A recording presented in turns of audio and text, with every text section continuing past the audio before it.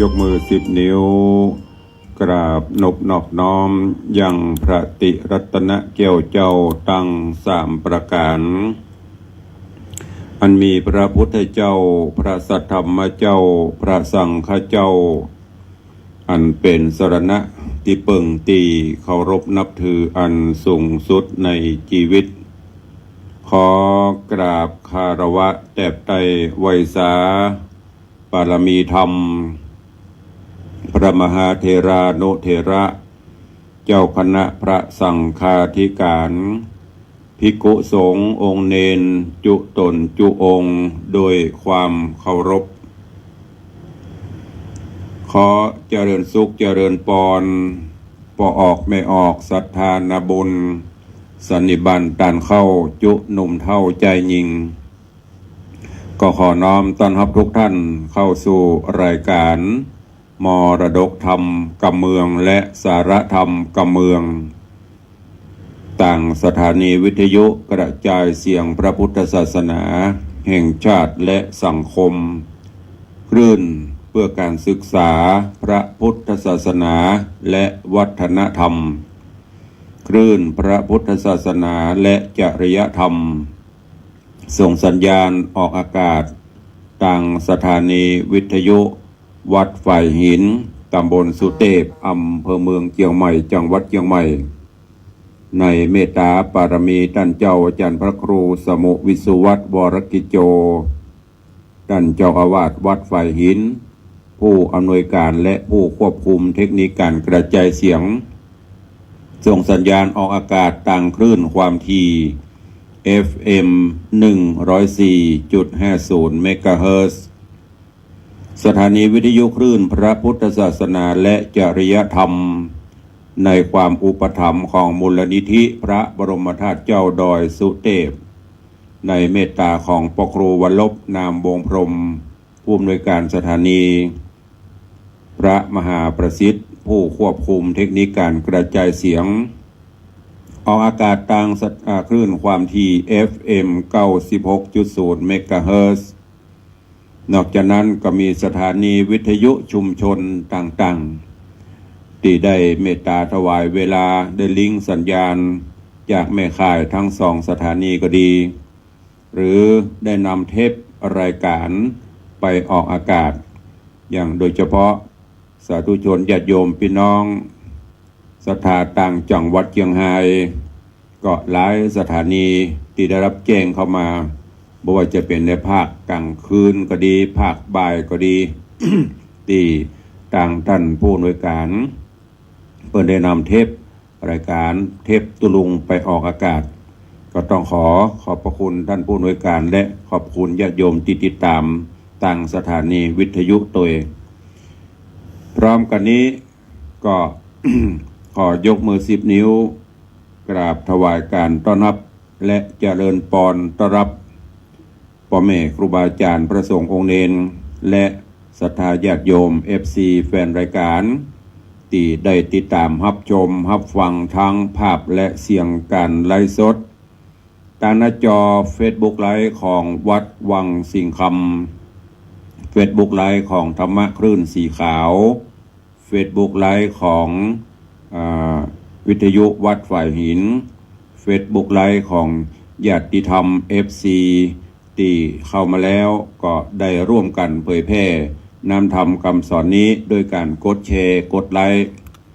แชร์รายการแชร์เสียงธรรมแชร์เสียงบุญนี้ไปยังกลุ่มเพื่อนๆของทุกท่านขอบพระคุณทุกท่านเด้อรายการนี้ดำเนินโดยกล่าวกับผมอัตมภาพพระครูวิสิทธิ์ศรีลาภรณ์รองเจ้าคณะอำเภอเมืองเชียงใหม่เจ้าอาวาสวัดวังสิงห์คำตำบลป่าแดดอำเภอเมืองเชียงใหม่จังหวัดเชียงใหม่หรือตุลุงในวังนำรายการนี้มาพบปะกับทุกท่านตั้งแต่เวลานี้เป็นต้นไปเบื้องต้นก็ขออนุญาตตักใจญาติธรรมพ่อแม่ครูบาอาจารย์ที่ได้เข้ามาตั้งหน้าจอ Facebook ตอนนี้เจริญพรต้อนรับโยมพิสมัยศรีเทพธรรมรงค์เจริญพรต้อนรับน้าน้องคนเดิมเจริญพรต้อนรับปินันล่าปินันจรันปิยจันเนอร์สลมโดยซิว เจริญปอนต้อนรับคุณโยมสลินทิพย์บุญเลิศเนอะกำลังเข้ามาก็ขอขอบคุณทุกท่านกำลังไหลกันเข้ามา ตีไปได้ตักกระเดียวตุลุงก็จะไปตักต่างตายเนอะอย่าไปน้อยจ่วย เดี๋ยวจะไปน้อยใจโอ้เขาขึ้นมาตุลุงยังมาตักนะก็เพราะว่าตอนนี้กำลังใจเครื่องไลฟ์สดก็เดี๋ยวกลัวไปผลิตจดจัดมันจะลุดไปหรือถ้าไม่ได้ตักตอนนี้ก็หลังไม่ก็จะได้ตักได้ตายคอมเมนต์ไปเนอะก็ขอบคุณทุกท่านโดยที่เข้ามาติดตามตั้งหน้าจอ Facebook หลายท่านหลายคนกำลังไหลกันเข้ามาตอนนี้ก็ขอบพระคุณบุญรักษาทุกท่านตัวเองเจริญปอนเนอะพี่ไอยุทธนาแจ้งซอรูปหล่อแห่งหางดงโยมแม่หนูสุพินวิทยาโยมพิสมัยกำลังเข้ามาไล่กันเข้ามานักหลายๆแล้วก็จะไปลืมกดแชร์รายการแชร์เสียงธรรมของตุลุงออกไปยังกลุ่มเพื่อนๆของทุกท่านโดยไม่ได้มีรายได้อย่างเนอะจะมีรายได้จะมีอย่างเอาปนห้องอย่างก็เว็บอย่างเข้าช่องก็รายได้รายเดิมมันมีอย่างเนอะเผยแผ่น้ำธรรมคำสอนแค่นั้นเจริญปอนเนอะยมปอสุวรรณอินใหญ่กำลังเข้ามาขอบพระคุณทุกท่านด้วยก็อย่างที่ได้บอกไปเนอะจะบ๊อบแบมหายไปพ่องบางวันก็ไม่ได้ปะกันเพราะเหตุผลดังที่ได้แจ้งไปหลายครั้งศาสนกิจพ่องสุขภาพพ่องนี่บางเตื้อก็ต้องดูแลสุขภาพถนอมสุขภาพถนอมธาตุขันธ์พ่องช่วงนี้อาการไอก็เบาขึ้นพ่องละ ก็มันคงจะหมดฤทธิ์มันพ่องได้ยาตัวพ่องเนาะเบื้องต้นหัวทีวันนี้แจ้งข่าวดีให้กับ FC เป็นรายการทุกท่านและก็ขอในนามของคณะศรัทธาวัดวังสิงห์คำทุกท่านทุกคนในนามของญาติโยมศรัทธาอุปถัมภ์ขอน้อมกราบในปุญญาบารมีธรรมของพระเดชพระคุณหลวงพ่อท่านเจ้าคุณพระธรรมเสนาบดีหลวงพ่อเจ้าคณะภาค7เจ้าอาวาสวัดพระบรมธาตุเจ้าดอยสุเทพประธานกรรมการมูลนิธิพระบรมธาตุเจ้าดอยสุเทพเมื่อตะวาพระเดชพระคุณได้มีเถระบัญจาเข้าพบเข้าปะเข้ากราบในโอกาสที่ตะวานี้คณะสงฆ์จังหวัดเชียงใหม่ภาค7เป็นมีการมอบไฟพระฤกษ์เพื่อจุดในการที่จะสวดมนต์ข้ามปีรับน้ำพุทธมนต์ที่ประทานโดยเจ้าประคุณสมเด็จพระอริยวงศาคณาจารย์สมเด็จพระสังฆราชสกลมหาสังฆปรินายกโปรดเมตตาประทานให้กับสังฆมณฑลทั่วราชอาณาจักรในการนี้พระเดชพระคุณหลวงพ่อท่านเจ้าคุณพระธรรมเสนาบดีหลวงพ่อได้เมตตากับทางวัดวังสิงห์ค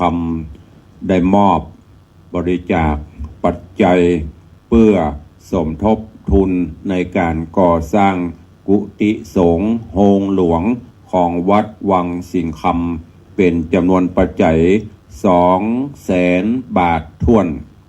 200,000 บาทซึ่งตุลุงได้กราบรายงานกราบขอเมตตาจากพระเดชพระคุณหลวงพ่อซึ่งหลวงพ่อได้มีเมตตากับทางวัดมาโดยตลอดมีการก่อสร้างใดๆหลวงพ่อก็จะเมตตาสงเคราะห์อนุเคราะห์ตามที่หลวงพ่อเพื่อจะเมตตาแต่ว่าได้มอบปัจจัยสมทบสร้างโฮงสร้างกุฏิมา200,000 บาทโดยมอบต่อพระมหาเถระต่อหน้าครูบาอาจารย์เจ้าคณะอำเภอตึงซาว5อำเภอ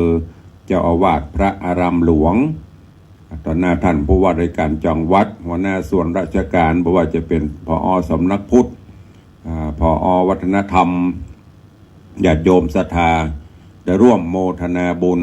กับพระเดชพระคุณหลวงพ่อเมื่อตะวันนี้กล่าวกับผมในนามตุเจ้าหลวง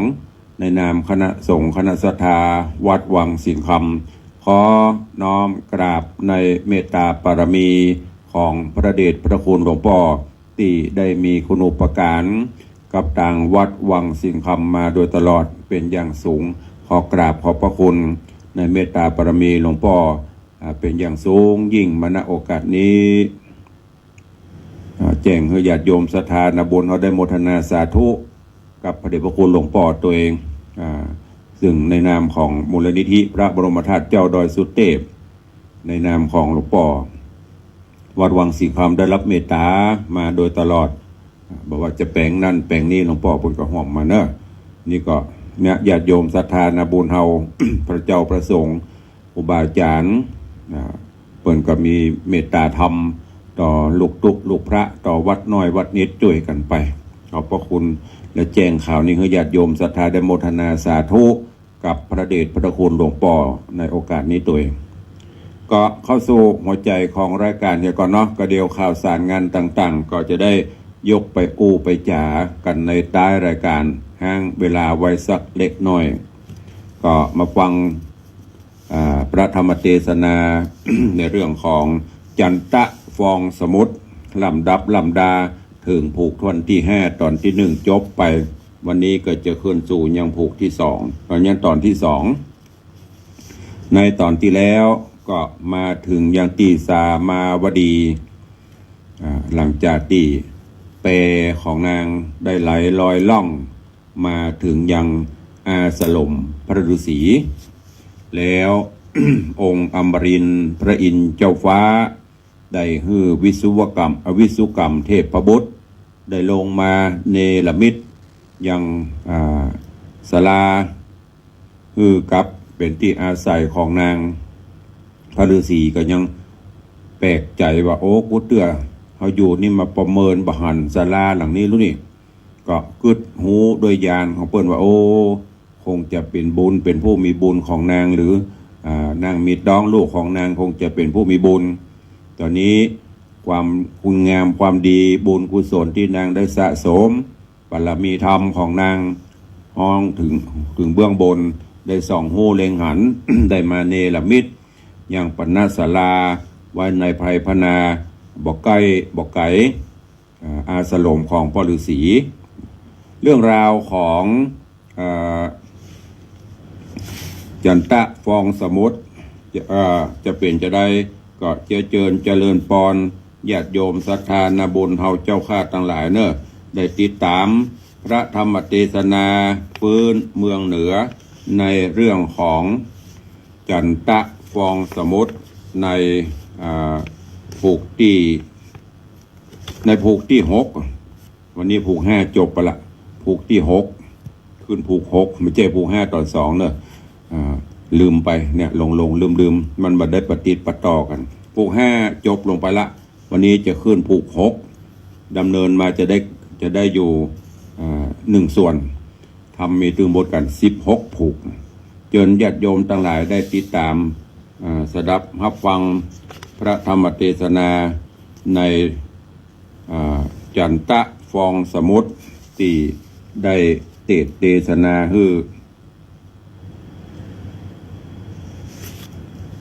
เดี๋ยวก่อนนะขออนุญาตแป๊บ บางเตือตุลุงก็จังลืมเตะตึกไหนตอนไหน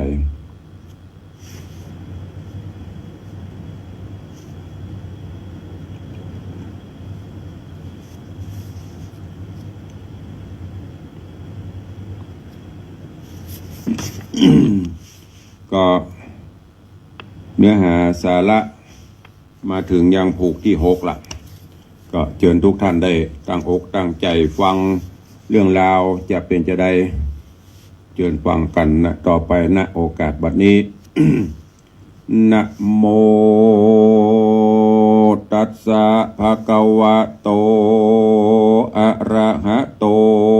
สัมมาสัมพุทธัสสะสะอาทะโวฟังลาโส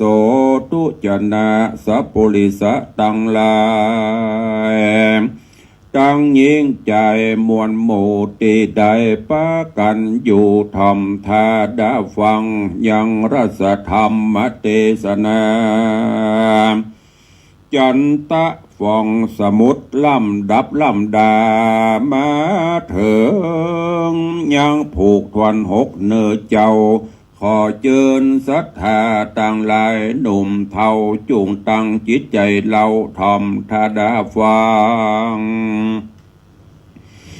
ต่อไปไปนานีและนาตามัดทางปะกาเสินโต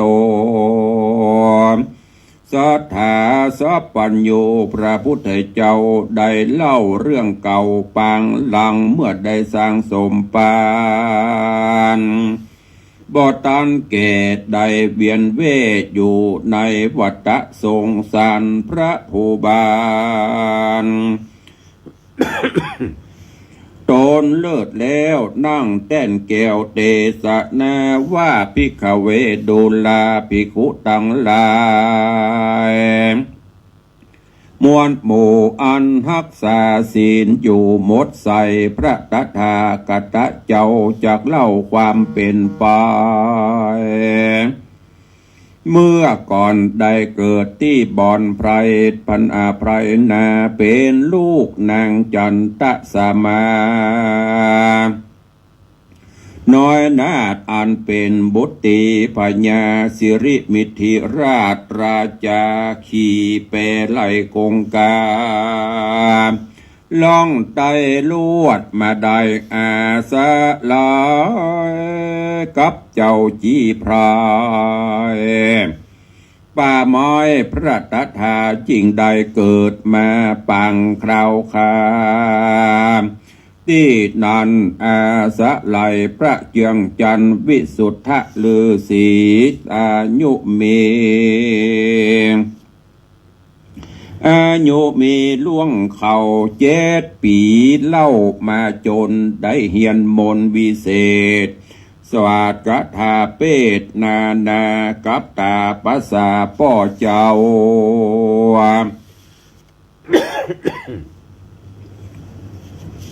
เฮียนได้เล่าจุอันเฮียนได้เรียวปันบ่อจะ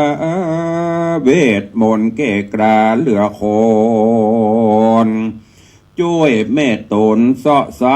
อย่างลูกไม้หัวมันอันเป็นของฉันตั้งเขาเสาะมาถวายพ่อเจ้าหรือสิการต้านฉันดีอิ่มแล้ว2 แม่ลูกแก้วจริงกินไปหลังเป็นดังเนจุวันวานบ่ได้ขาดตั้งน้ำอาบน้ำชันตั้งหัวมันหน่วยใหม่บ่ฮือพ่อแม่บ่ฮือแม่ไทยไปเสาะดังเดิมอ่อนตั้งพระผู้ทรหรือสีเจ้าบ่ฮือเขาบ่ฮือ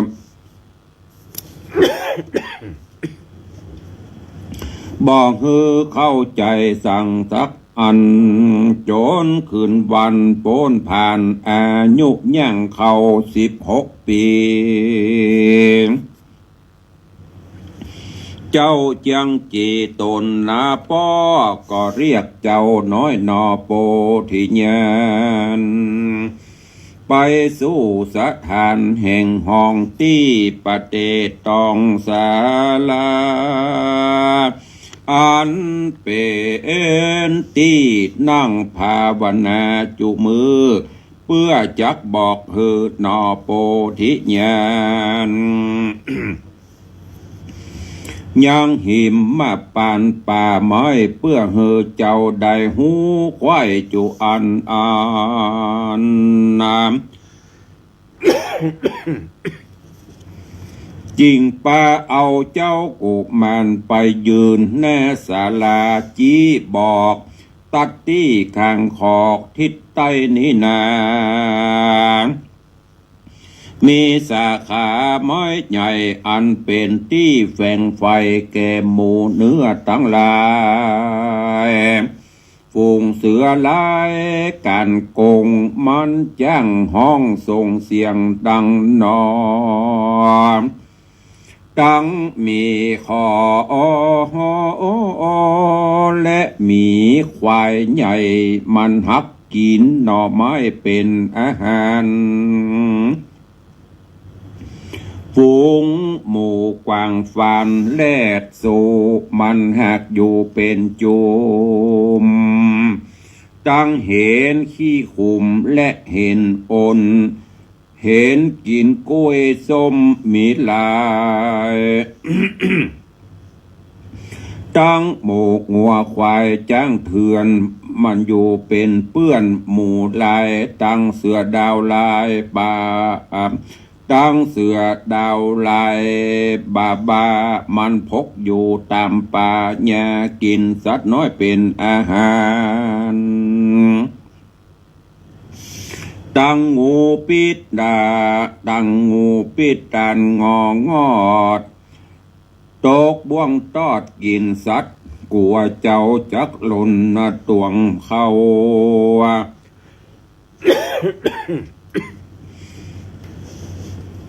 กลัวเจ้าจักหล่นตวงเข้าตกบ่วงของมันก็จักลัดปันเร็วรีบหนีบตัวเจ้าหื้อตายแล้วมาเปลือนไหลเลี้ยงใส่ขอเจ้าจุงได้จำกำตั้งฝูงลิงดำตัวใหญ่กระดิ่งไฟเฟือแฝงหมู่งัวแดง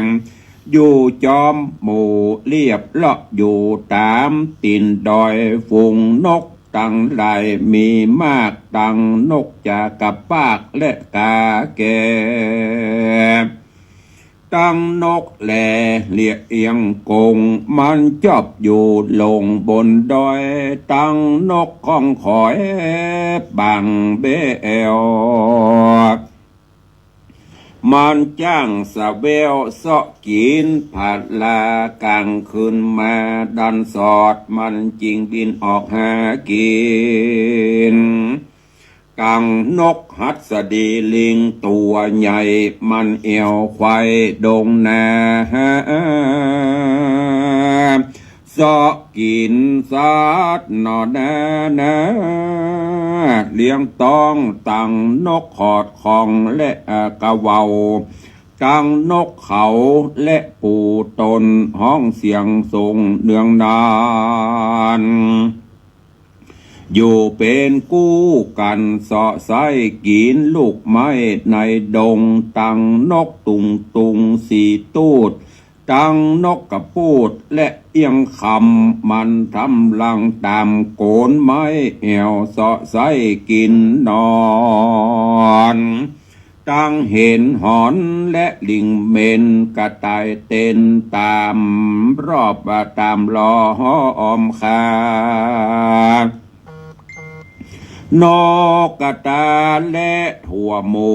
มันเสาะอยู่ตามพุ่มไม้เฟยนาหมูนกปะตาอยู่ตามจอมปลวกเอวสับเลือกกินแต่แมงปีตั้งนกกินบีและนกอินนกขมินห้องซอเสเจ้าอย่าพันแพไปแอวเล่นกัวนกตื่นเต้นตกใจแล้วเจ้าจี้ไพรก็หันแน่ไปหนวันออกจี้มือสูดศอกยื่นแขนบาดเด่นต่างนี้นาเจ้าอย่าได้ไปล่าฝูงยักษ์กระปุ่มลำมันอยู่สถานตีนั่นที่ดอยสูงหันเป็นตราดอยที่สูงนั่นนะเจ้าจะได้ไปกล้ามันมีชื่อไว้ว่าวิปุระปาปะตามีคูหาธรรมใหญ่อันอยู่ลุ่มใต้ดอยหลวง ยักษ์ตาป่องต้องใกล้มันอาศัยอยู่หันตัวเดียวสัตว์และคนเตียวไปรอดกันมันสัตว์ตอดตาหันก็กินเป็นอาหารหมดเสียงไผ่บ่หอนเลี้ยงได้รอดชีวิตเพราะมันมีฤทธิ์ที่ใจจะสัตว์ไตลุ่มฟ้าบ่มีภัยพาโจรเฮือยักษ์ดาโมนตัวนี้เมียนจาดย้อนฤทธิ์ที่กระยาบเหลือกำลังจากเอาสั่งมาสับฟันก็บอกเขาตั้งธนูสิงเล่าปืนยาจักยิงยักขาก็บอกออกป้อจักบอกเฮอเจ้าฟัง อย่าได้เข้าดงตันป่าหน้าไม้ไปลอดไก่ที่อยู่ของมันเจ้าจักดับขันเมียนจาดจักเป็นซากเหยื่อยักขาแล้วตาปาสาก็เป็นนาคืนเหนือแถมเหล่าจีบอกเฮอเจ้าโปธิญาณว่าป่าไม้หิมมาปานต่างนี้ยกมือจี้สุดแขนว่าต่างนี้เป็นแดนที่อยู่ของหมู่เจ้าหรือสิมาปั๊มเป่งป่าลามีหลายหลากเพราะไข้โปนจากสงสาร จริงปากันมาสร้างสมปันตี้หันพ้องก็หนีจากบ้านเข้ามาบวชเป็นตาปะสาเท่าแก่กรมหน้าแผ่เมตตาปู่จาไฟข้ามเจ้าเพื่อฮือโป้นจากความโศกเศร้าในตนจีไพรส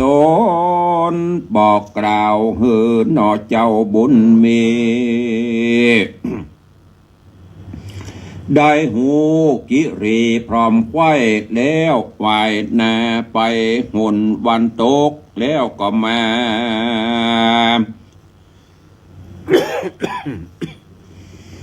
แล้วยกมือจี้บอกว่าต่างนี้เป็นทางขอกงกา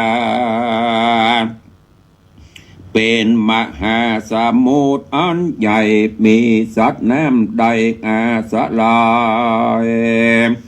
ปูป่าน้อยมีมากจักเคหากมิลายกัวมะกัวมังกรลายตัวใหญ่อยู่ลุมไตทันลากินปูป่าเตียงคาบตั้งป่าสลาบป่าฟ้าป่าเงี้ยงป่างากุงนิวไว้สอดเสียวไปมาสัตว์นานาหลายหลากฝูงสัตว์หลายหากมิลายมันคงขวายหาเหยื่ออยู่หลังเรือไปนากงกาเจ้าอย่าได้ไปหาเล่นอาบกัวจักเคกาบไปกินขอพระนรินทร์ลูกป้อจงมีใจหม้อฟังกามกันจีดงดำสอนแล้วก็ป่าเจ้าหนอเกี่ยวเข้าสู่ศาลาก็มีบันนั้นแหละนะตะมาทังปะกาเสนโตสัทธาอาหะสัทธาสัพปัญโยอันเป็นครูแก่โลกนำสัตว์หือพ้นโศกภัยมันพระกเทศนาบอกเล่าแก่ภิกขุเจ้าสังฆาอันนั่งอยู่ศาลาพร้อมแล้วจุผู้ทาดาฟัง สัพพัญโยตนเลิศแล้วก็นั่งเต้นแก้วเทศนา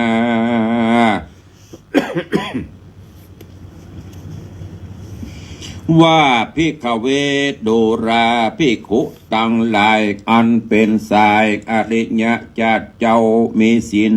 บ่เศร้ากับตนปางเมื่อพระพุทธองค์ใดเตียวเทศอยู่ในเขตวัฏสงสาร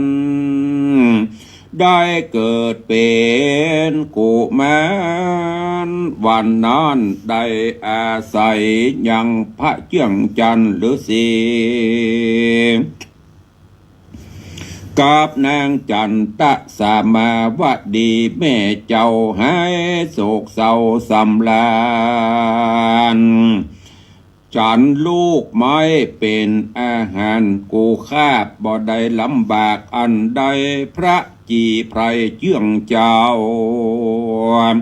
สั่งสอนเล่าหลายอันบอกเขตดงตันทุกซอกทุก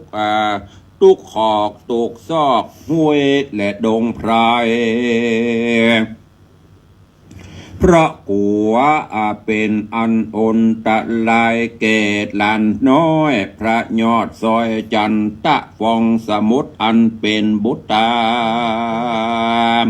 ที่ราชแห่งนางน้อยนาจันตะสามาอันเกิดกลางดงนาป่าไม้เมื่อกำขี้ไรมาตันยา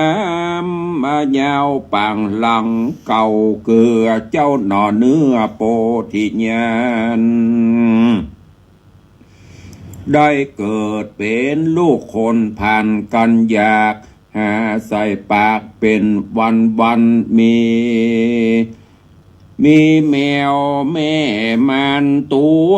หนึ่งได้มาอาสะลาย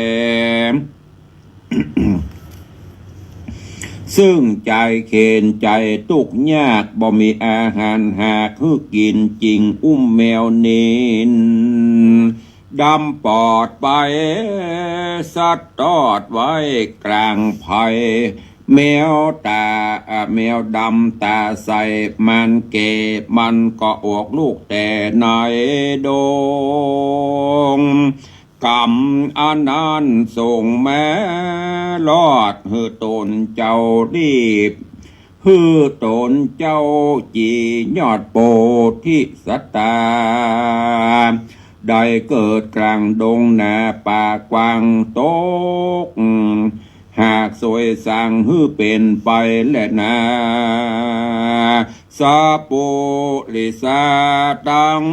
ลาให้มวนหมู่กะอันนั่งอยู่ดาฟัง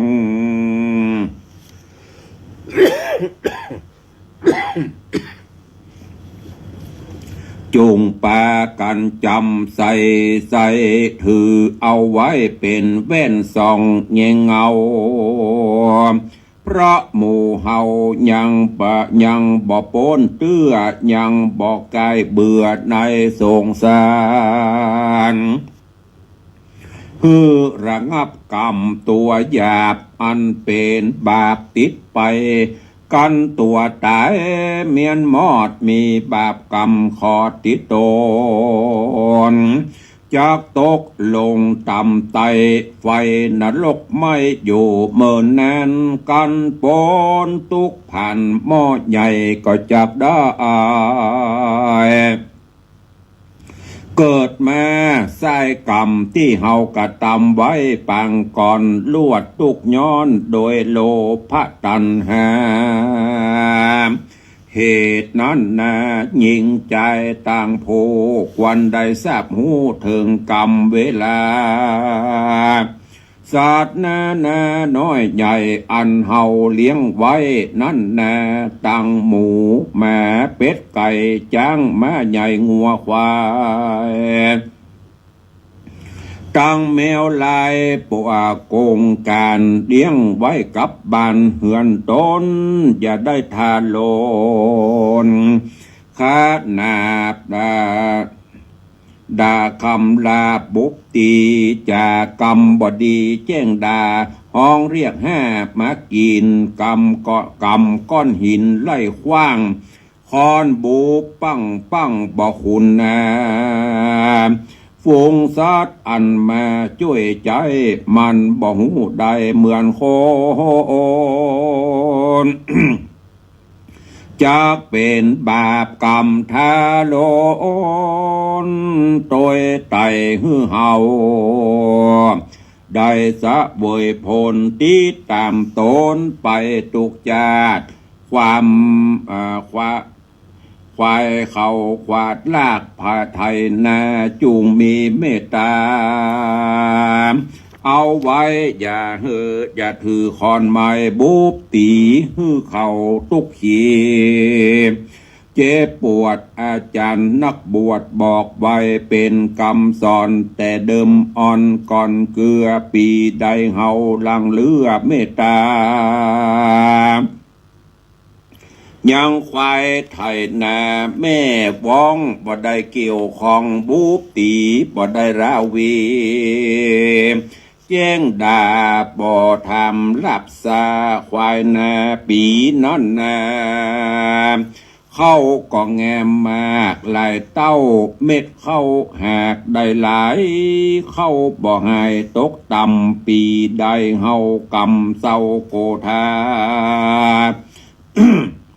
เขียนตีควายไทยนาแจ้งด่าห้องเรียกห้ามากินปีนั้นเข้าตายแดดแปดดินบ่มีผลมากบ่มีผลมากเม็ดเข้าหากสูญหายตันตั้งหลายเฮ้ยจุผู้อันอยู่ทาดาฟังอยู่จุผู้เฮอใดทราบหูเทิงตัวกรรมคือมีเมตตาธรรมใจยังสัตว์น้อยใหญ่พงสาร อย่าทรมานเฮอเขาลำบากเพราะสัตว์มันบอดจางปากเหมือนคนจักเฮอเหมือนใจตนกูอย่างมันก็บ่ลางว่าจักมีเฮอได้เมตตาภานีสัตว์ตัวลาถ้าเฮาถามตีถามข้ามันก็จังเอามันจักแจ้งเจ้าของหือทุกยากหืออึบกันอยากเลี้ยวปานจักได้ขายมันหือแก่คนอื่นคนมีใจเมตตาธรรมถ้าเฮาฮักมันใจเมตตามันหลายมันก็กลัวเฮาขายไปฮื้อคนอื่นย้อนมันมีความสุขชื่นเจยบานแลนะสาธุจะนะสาธาตั้งหลายจุผู้ฮือมีใจตั้งอยู่ในศีลธรรมข้อหนึ่งนั้นฮือมีสัจจะวาจา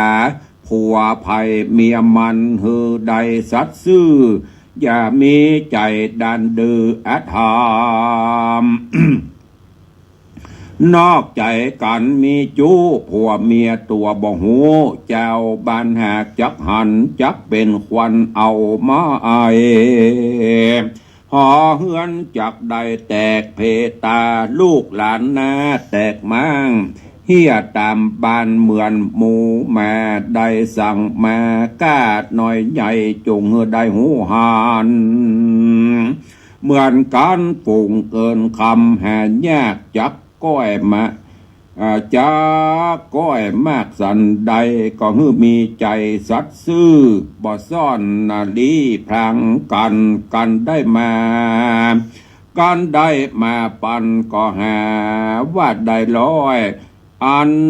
มาได้มานักบอกว่าได้น้อยบ่มีสัจจะว่าจังผัวเมียนอกใจกันก็ชิบหายวายวอดกันซื้อของได้ถูกก็ว่าซื้อแปลง เพื่อเก็บเงินเหลือแฝงซ่อนไว้หวังจักได้ใจคนเดียว จักเป็นเปลวเอาไม่ความทุกข์ยากไรจักตัวมาแล้วนะ หอเฮือนเพตาแตกมังลูกหอยข้างเหี้ยหุยหายด้านตั้งหลายจูผู้อันครองคารวาสอยู่โลกาควรมีสัจวาจา สัตย์ซื่อมีศีลธรรมอยู่ในใจก็จักเจริญไปแน่บ่ตกต่ำจ้าที่โลนข้อที่สองนั้นโน้นเตื่อมกรรมธรรมะนั้นข่มจิตใจคนอยู่ในห้องก็เหมือนถวยกับย้อนฟัดตีกันมีเสียงดังคิงของฝูงหมู่พี่น้องสามีภริญาลูกเต่าย่อมมีความโศกเศร้าโดยวาจาติเตียนนินตา108 กรรมยอดแดกหือผิดใจด่ากันไปแสบฮ้อนเป็นกรรมหายฮ้อนนา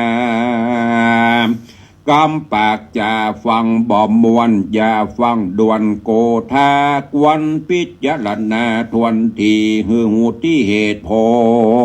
ลอย่าฟังงานงนตอบตาเป็นมีดพระไม่ฟัดเป็นมีดพระไล่แต่งฟันจักเป็นควันเอาไม้เป็นโตดใหญ่ติดคอกขังฮือเอาศีลธรรมพระเจ้าคือข้อธรรมะนี้เล่าข่มจิตใจจักสบายไปเมื่อนาการตอบตาบ่มีประโยชน์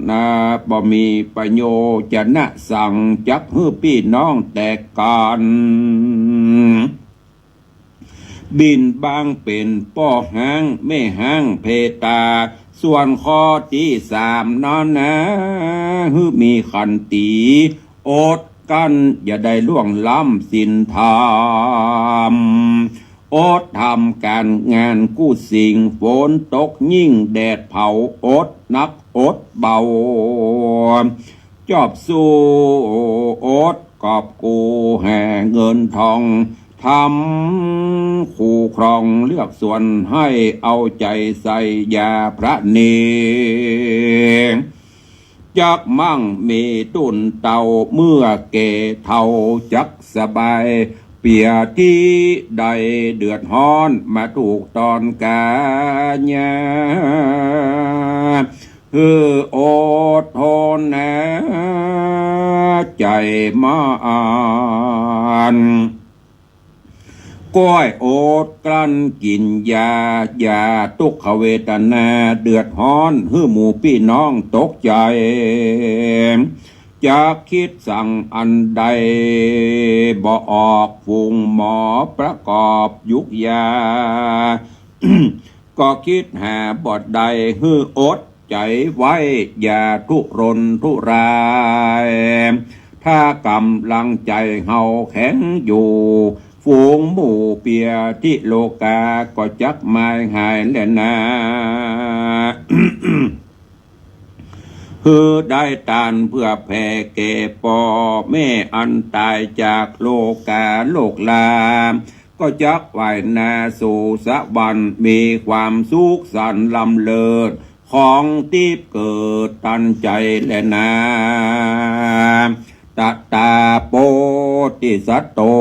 อันว่าโปติสัตเจ้าโดนดมเนาชื่อจันตะฟองสมุดกันว่าฤาษีสอนจนสุดเมียนแล้วใจเจ้าบ่เสียงกับยะคาก็ถามตาปะสาตนป้อเจ้าว่ายักเท่าตามน อันอยู่ภายสนดอยใหญ่ที่หินผาไข่ก้องกันอาศัยผาจันเทิมทำว่าตัวมันใหญ่ตามล้ำหมอกใดตัวเต้าควายก็ว่าเต้าจ้างลวงสูงมันเปียงใดลูกสายใจไข้หูยักปูเท่ามันอยู่กินสางจุงไข่ปันหือลูกเต่าจากนั่งเฝ้าแด่ฟังแลนาเนติตังขีแยสั่งวันนาวิเศษจากห้องเหตุอันกล่าวยังจันตะฟองสมุทรผูกทวนหกก็บังกลมสมเร็จสะเด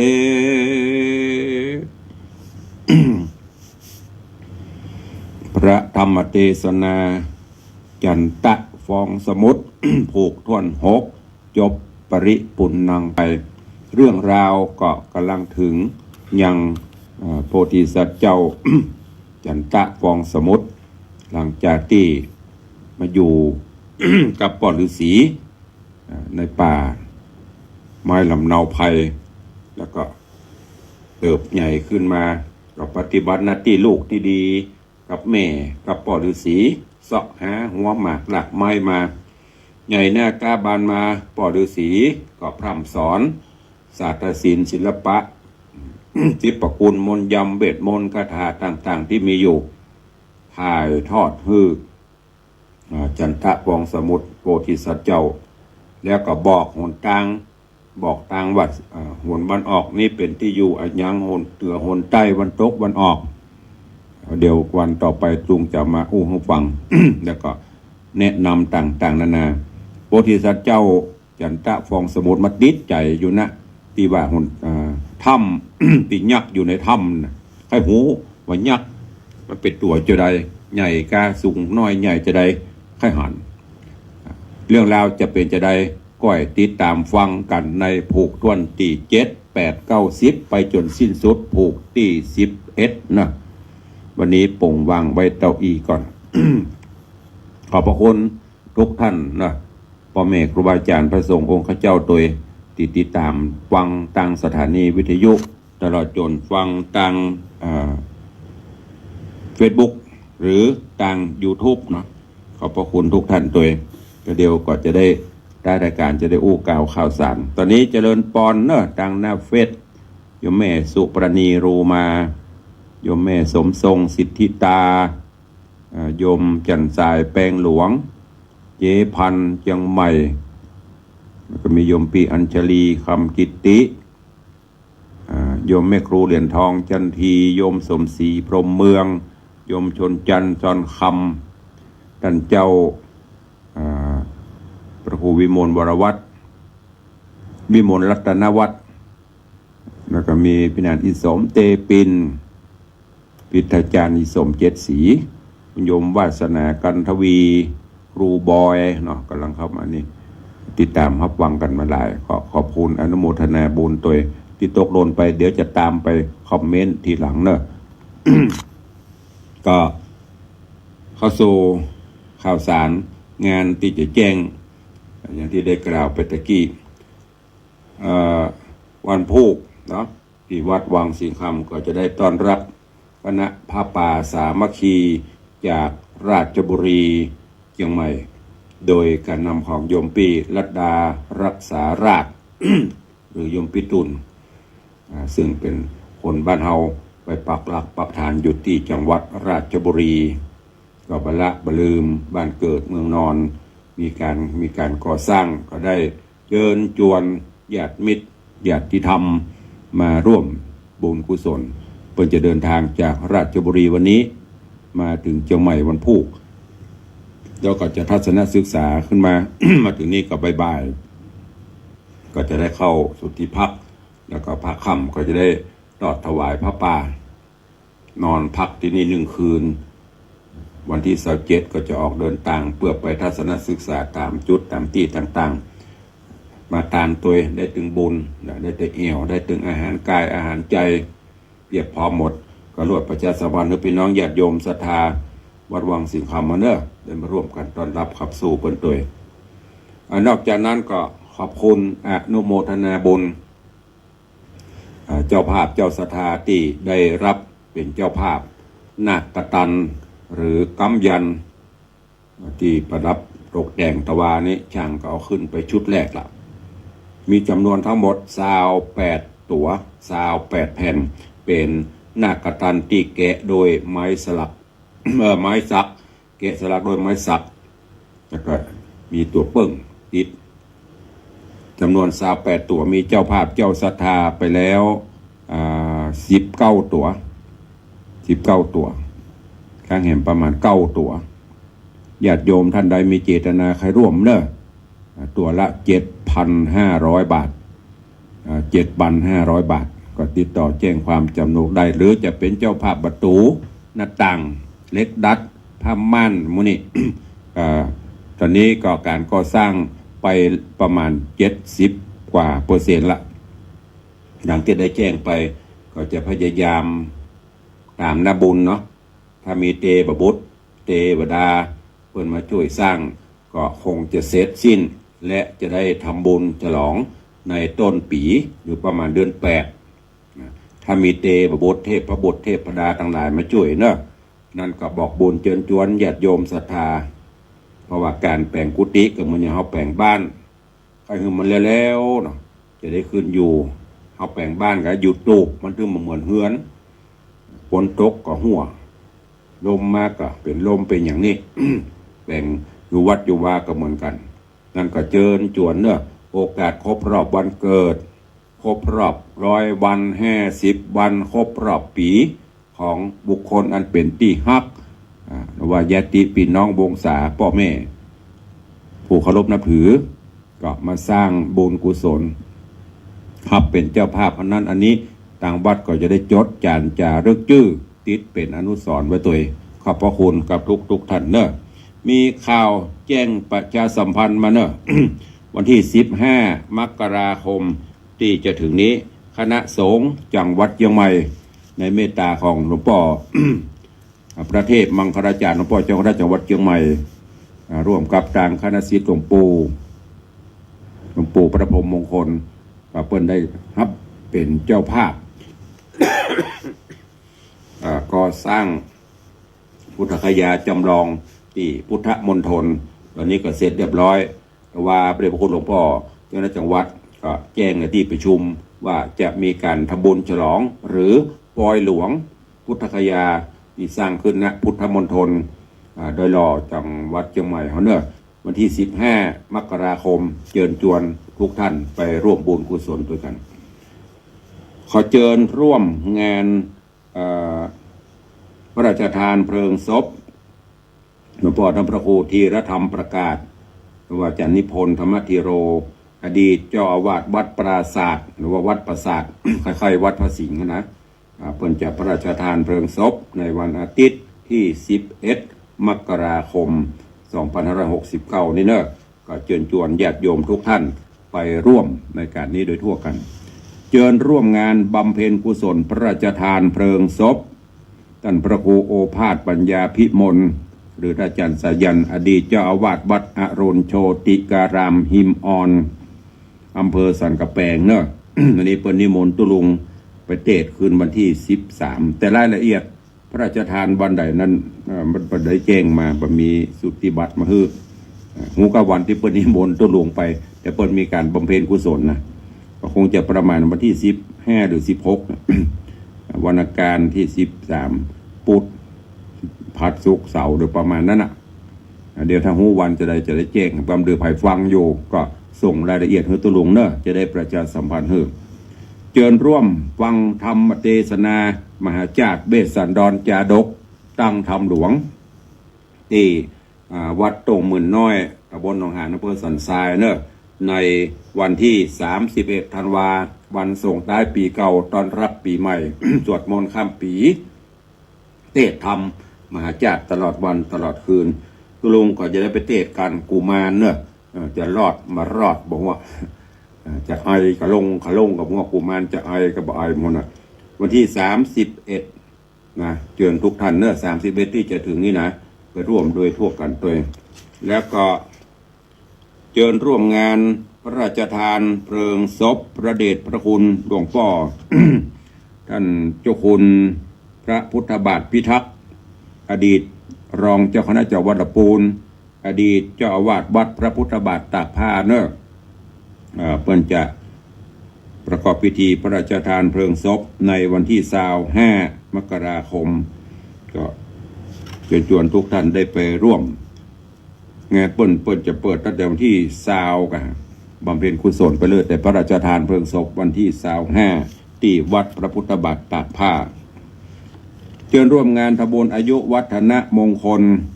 ท่านเจ้าพระครูธรรมธรบพิตรทิตะโสพโนเรขานุการเจ้าคณะตำบลป่าแดดในวันเสาร์ที่11 มกราคมเนอะที่วัดเทพนิมิตรแม่ขาน้อยตำบลป่าแดดอำเภอเมืองเชียงใหม่ก็ไปร่วมมุทิตาสักการะมุทิตาจิตโดยทั่วกันแล้วก็เชิญร่วมงานพิธีสมโภชฉลองสัญญบัตร พัดยศพระไตรฉลองการตั้งเจ้าคณะตำบลหัวมุงฉลองการตั้งพระอุปชาแล้วก็ทำบุญอายุของท่านเจ้าพระครูวิมลภูริพัฒน์ด็อกเตอร์ท่านพระครูวิมลภูริพัฒน์ด็อกเตอร์นาตีวัดปะเดือตำบลหัวมุงอำเภอสระปีจังหวัดเชียงใหม่เนอะในวันศุกร์ที่16 มกราคม 2569ที่วัดป่าเดือท่านพระครู วิมลภูริพัฒน์หรือท่านประหลัดนิพนธ์ผู้ดำเนินรายการทางช่อง96ของนี้ตัวเองก็เชิญชวนทุกท่านได้ไปร่วมงานในครั้งนี้ โดยทั่วกันและก็งานทำบุญฉลองอายุวัดครบรอบ729 ปีที่วัดยางกวงทำบุญอายุของท่านเจ้าพระครูประหลัดธีรวัตรตัวเนอะในวันที่7 8 9 มกราคมก็ไปร่วมงานโดยพร้อมเพรียงกันอันนี้เป็นข่าวสารที่เปิ้นฝากมาประชาสัมพันธ์เนาะก็ได้อุจาแจ้งทุกท่านเนอะ ก็ขอบคุณกับโยมพ่อเลี้ยงธนวัฒน์โยมแม่เลี้ยงทัดพิชาสุสิงคำมหาอุบาสกอุบาสิกาก็ได้ปูจากันเตะกันทำจันทะฟองสมุดตัวแล้วก็มีจิตเจตนาศรัทธาสร้างหุ่นจำลองหรือว่ารูปเหมือนตุลุง เพื่อจะแปลงกับฉลองศรัทธาเปิ้นตอนนี้ยังไม่ได้ติดต่อช่างไปกำละช่างไปได้ติดต่อกับพ่อเลี้ยงเปิ้นก็เน้นถามเปิ้นใครตาลก็เป็นเจ้าภาพหรือใครจะร่วมบุญกุศลตัวก็ได้เนอะใครจะให้จะหอม แปลงมาหันใครจะไหวก็ไหวพ่อเลี้ยงว่ามีไผไหวผมจะไหวจะแปลงมาหันก็อย่างน้อยก็คือได้เป็นมาเขาสิ้นบุญไปกายอย่างการเปิ้นก็ได้หัวนี่ตู้หลวงตนท่าอันตนที่ตะอี้อย่างที่วัดอื่นเปิ้นก็แปลงไปเป็นการกตัญญูมุทิตาสักการะเมื่อมีก็ไหวไปตายก็ไหวหุ่นไปเนาะก็จะใช้งบประมาณ100,000 กว่าบาทอันนี้พ่อเลี้ยงเพิ่นได้เจตนาจะสร้างส่วนญาติโยมค่อยให้ค่อยหอมก็ให้ก็หอม นอกจากนั้นโครงการสร้างโลงศพ โลงศพหรือล่องของไผ่ของตุลุงเหมือนกันนั่นนะแบ่งมาให้อย่างที่ลุงได้บอกไปอย่าประมาทนึกถึงความตายทุกลมหายใจเข้าออก แบ่งไว้เมื่อเรายังมีชีวิตอยู่ก็จะได้หูได้หันบางท่านโอ้จะไปว่าตุลุงก็อันนั้นก็เป็นความเชื่อของไผ่ของมันแบ่งมาตื่นได้นอน อย่างที่ตุลุงได้ตั้งได้บอกไว้เกณฑ์เฉลี่ยอายุ ไว้ตั้งเป้าไว้80มันจะถึงบ่หัวถ้า80ประเด็นนี้63ก็แถม17 ปีถ้ามันโรยด้วยดอกกุหลาบไปไม่มีอะไรนะก็คงจะได้อยู่ถึง80แต่คาดว่าคงไม่ถึง ตุลงอย่างหูก็มันมีมาประเด็นนี้เป็นแพ็กเกจ เบาหวานไขมันความดันหัวใจมีสปะแต่ณเวลานี้ยังสุขสบายสำราญดีอยู่เนอะยังบ่ปล่อยเตื้อ แต่บอกแต่เพื่อญาติโยมศรัทธามีเจตนาใครร่วมสร้างก็เชิญร่วมบริจาคได้เป็นการสะเดาะเคราะห์รอดน้ำตามเจตนาศรัทธาเนอะมิได้บังคับใดๆทั้งสิ้นเขาไปตานล่องศรัทธาเป็นแก่นเขาก็ตานได้อันนี้ล่องตู้เจ้า ล่องใส่ตู้เจ้าตัวไหนตู้เจ้าตัวเนี้ย แปลงบ้าน ได้หูได้หันที่นอนตัวเก่าครั้งสุดท้าย เป็นการเตือนสติเตือนความบประมาทตัวเก่าใครจะร่วมบุญกุศลก็แจ้งเข้ามาได้เต่าใดก็ส่วนแล้วแต่เนอะตั้งแต่วันนี้เป็นต้นไป วันนี้ลายอันอย่างนี้อ๋อปองเป่งขอบพระคุณเนอะโยมเป็นอ่านอิสมเตปินเป็นอ่านอิสม7 สีนี่ก็ห่วมบุญกุศลกับตุลุงตลอดนักพ่องน้อยพ่องเป็นอย่างเป็นอ่านขอร่วมทุกรายการ ร่วมรายการสร้างหุ่นจำลอง500 บาทเนาะรูปเหมือนจะหุ่นจำลองรูปเหมือน500 บาทแล้วก็ร่วมทำบุญในการทำลงศพ500 บาทรวมเป็น 10,000ไม่ใช่ 1,000 สาธุเนอะพี่นานเนอะอนุโมทนาบุญขอบคุณกับท่านตัวแล้วก็มีไผ่ อ๋อแม่ครูเหรียญทองส่งรูปฮื้อแล้วก็โดมปเลี้ยงพิธาจารย์พี่นานสุรพงศ์อาจารย์สุรพงศ์บุญแห่เนาะอนุโมทนาขอบคุณตัวใครจะจะเอ่ยกับตุลงใต้รายการแฮม2 นาทีเพื่อเวลาทดเวลาโทรเข้ามาได้เนอะ0817836540 ใครจะจะเอ่ยจะรายงานตัวเข้ามาได้ทดเวลาด่วน2 นาทีสุดท้ายมีกี่สายใครจะโดยพ่อง 0817836540วันนี้อากาศหมอกอุ่นๆบ่ายมาก็ฮ้อนแต่ว่าขึ้นไปบนวัดพระธาตุดอยสุเทพอากาศหมอกอบอ้าวเนาะมันจะว่าเย็นอากาศมันแปรปรวนช่วงนี้อย่างที่ลุงบอกนะบางวันก็หนาวบางวันก็ฮ้อนแล้วก็มีเมฆฟ้าอึมครึมตัวดักปิ้งบินบอยดักก็จบหมดเวลาพอดีไม่มีใครโทรก็โดยเวลาจำกัดเนาะเดี๋ยวจะไปเบียดเวลาของรายการอื่นเปิ้น วันนี้ก็กราบขอบพระคุณพ่อแม่ครูบาอาจารย์พระเจ้าประสงค์องค์เนรจุดตนจุองค์ที่ได้เป็นกำลังใจติดตามแล้วก็อนุโมทนาขอบคุณกับญาติธรรมญาติโยมทุกท่านที่ได้รับฟังทางต่าง Facebook ไลฟ์ทางต่างบ้านต่างจองก็ขอบพระคุณบุญรักษาทุกท่านเนอะขอความสุขสวัสดีจุ่งบังเกิดมีกับพ่อแม่ครูบาอาจารย์พระสงฆ์องค์เนรทุกรูปทุกตนทุกองค์ตลอดจนพอออกไม่ออกศรัทธาญาติโยมทุกท่านอยู่ดีมีสุขเหมือนกันจุตนจุองค์จุผู้จุคนเนอจัตตาโรธรรมาวัฏันติอายุวันโนสุขังพลัง